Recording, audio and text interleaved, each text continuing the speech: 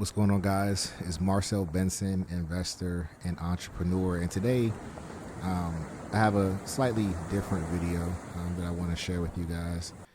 So just vibe with me for a little bit. I know a lot of times there's so many things that happen in our lives that we don't necessarily discuss or bring up, even when we're in community with one another.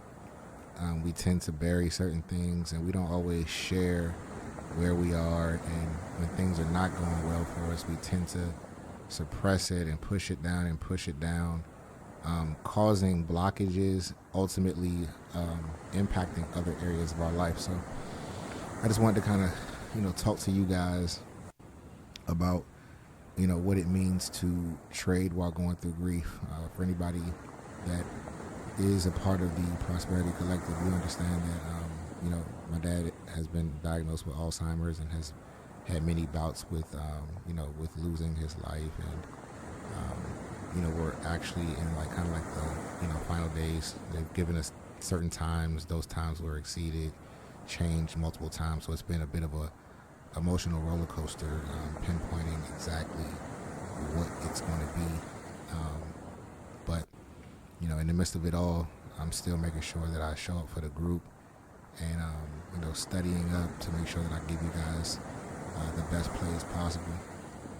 But I just wanted to kind of, talk to you guys just about some things that you can implement and, what it means to trade while grieving, and just a few tips that I think, could help you guys out, right? So the first thing I think is important to understand is that trading requires focus, discipline, and emotional control, right? And I know sometimes life can hit you so bad that you feel like you can barely get out of the bed, let alone focus on the chart. But in this video, I really want to just talk to you guys, just talk you through the grief, whether it's the loss of a loved one or a relationship, or even a part of your identity. Many of us are changing. Many of us are going through so many changes in this ever-changing world. And sometimes that's not clumped into the larger pot of, issues of grief. So I want you all to be seen as well. I know what that identity shift looks like as well. So that's important, right? Now, grief is heavy. It can cloud your judgment, shorten your patience, and definitely drain your energy. And when you're trading, you need mental clarity. That's going to be your biggest edge. And if you don't have that mental clarity, that can be very dangerous, right? And before I go further, I want you to know, if you are not clear, or you're struggling a little bit, right? It doesn't mean that you're doing something wrong. It just means you're human. So I wanted to get that cleared up with you guys. But you do need a strategy, right? Before you can manage, a strategy, you have to make sure that you're first clear, right? That's the biggest thing. Now, this might be hard to hear, but I want you to ask yourself this question before doing anything. Am I trading to cope, or am I trading with clarity? Now, you could be seeking distraction, or you could try to be winning your way out of the pain. And this may cause you to risk more money than necessary. And sometimes the most powerful thing that you could do is just to simply step away. Now, I know that's not what a lot of people want to do, right?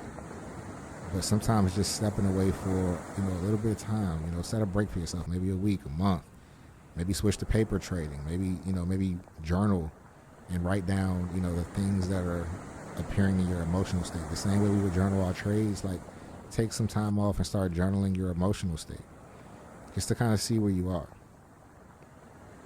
And if you do decide that you want to keep trading, you're going to need to set some boundaries, right? You gotta put some of those, you gotta put those guardrails on, those bumpers on, right? Trade smaller, right? Because right now your risk tolerance is a little off. Your emotions are all over the place. You may not be able to quite determine what the best risk is, right? You may not realize how much you're actually risking due to your emotional state. So maybe take smaller trades for now. Automate those entries and exits, right?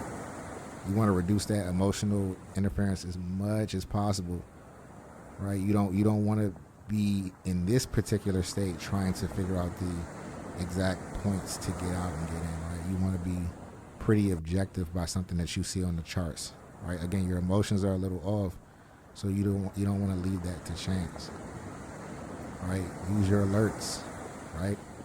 Understand that you have certain, like I said, objective levels that you're looking for, and let those trades come to you, right? Again, you're not in your best emotional state, so you want things to be as objective as possible, right? Have certain levels and certain setups that make a good trade, and if that's not happening, if you don't see that coming to you, then take the higher road and do not trade. Save yourself the emotional bandwidth, right?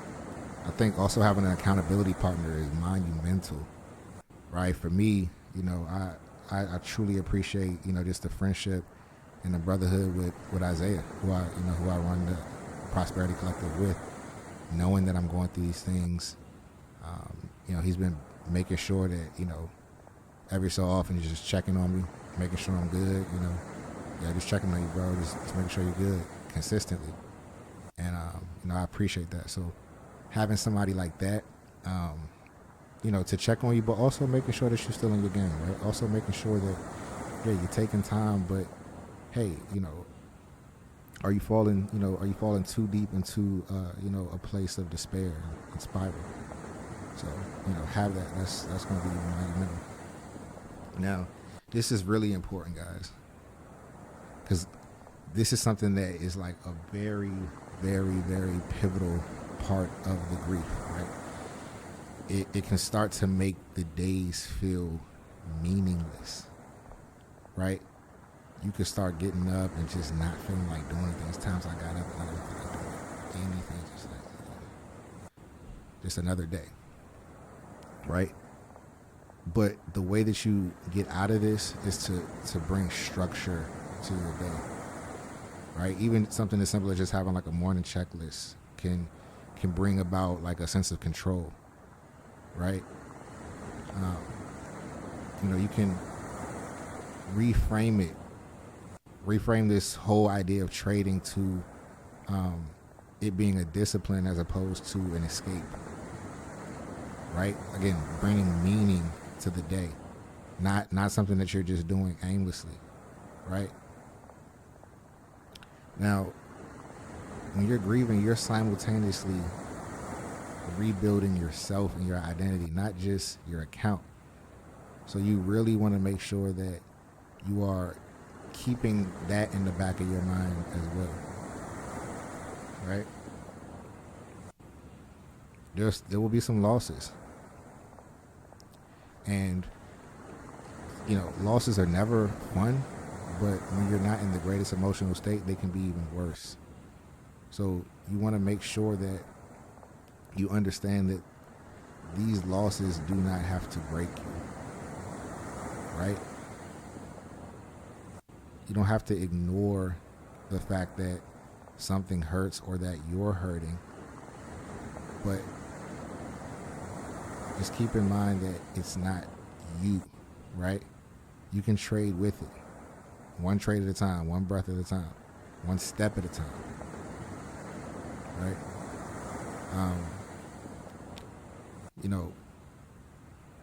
Just to bring things back, I know we all deal with grief in different ways, and we all have different things that we're grieving about. And for me, for things to be consistently changing and me not knowing exactly what the next thing is going to be, having a system like what I've just shared to you guys is just made things that much easier, right?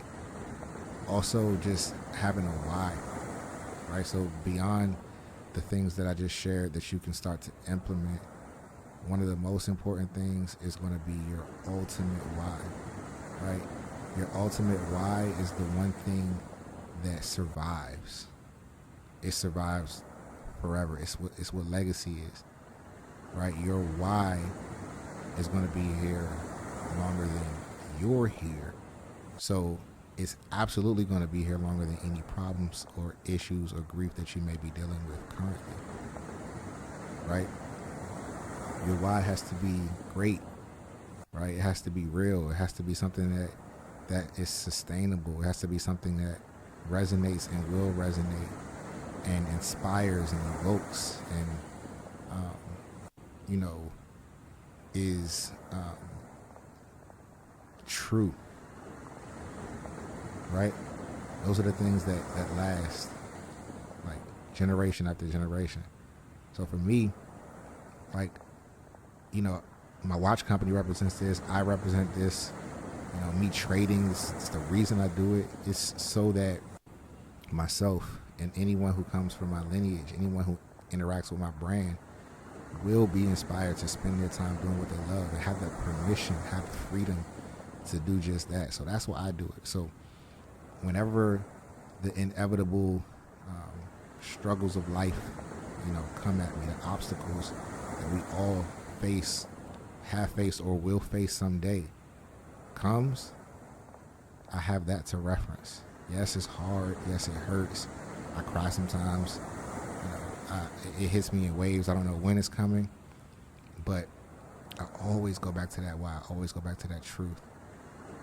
And I know it's in that truth, it's in that feeling that I feel like, okay, this, like, all of this is worth it. All of this makes sense because of this, right? Find that for yourself. Figure out what that is. And, you know, I hope that will help you through whatever grief you may be going through. If you're watching this video and you are dealing with something, I'm sending my, you know, my love, sending you healing energy, and just praying that anything that you need in this moment comes to you, right? I truly believe that anything that you need is always in reach, but sometimes we just have to, like, open our eyes and our hearts to recognize exactly where it is and to be able to identify it, right? So that's all I got for today. Trading while grieving, I think it's a topic that is important to all of us, right? It may not be your time now, but at some point we all face it. So we want to be able to continue with our lives, continue down the path of our journey and our goals when these inevitable things of life take place. So again, I hope this was helpful. It's all love over here. I'll see you guys in the next video. Peace.